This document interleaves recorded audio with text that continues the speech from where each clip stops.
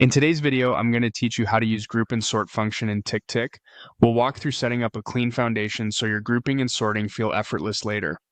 Start by opening the TickTick web app and heading to your lists area on the left. This is your hub for organizing projects and categories. Look for the plus icon to create a new list. Give your list a clear, purposeful name, something short and recognizable so it's easy to find and filter when your workspace grows. Next, choose a list color. Colors act like quick visual anchors, so pick something distinct from your other lists. Then select a view type. Choose the layout that best matches how you think and review work, whether you prefer a simple list view or something more structured. If you keep multiple projects, place this new list inside a folder to keep your sidebar tidy. You'll also see an option to select a list type. Choose the type that fits your workflow so tasks behave the way you expect as you organize and review them.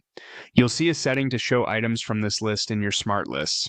Turning this on helps tasks surface in places like today or all, which makes cross-list grouping and sorting more useful. When you're happy with the setup, confirm by adding the list. You now have a dedicated space ready for tasks. Start entering your tasks right in the new list. Keep task names actionable and concise so you can scan and sort them quickly. To make your future grouping and sorting even more powerful, set up tags. Open the tags section, then add a new tag. Name the tag clearly. Think themes like priority, context, location, or energy level. Choose a tag color that stands out from your list colors so you can tell them apart at a glance.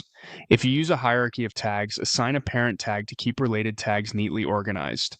Save your tag to finish. With your list created and tags configured, continue adding tasks.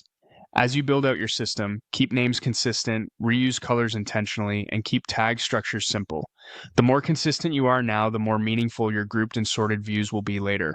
Remember, the goal is to make it effortless to slice your tasks by what matters most, whether that's project, priority, or context, so your day stays focused and manageable. Stick with this setup, and you'll be ready to take full advantage of grouping and sorting across TickTick.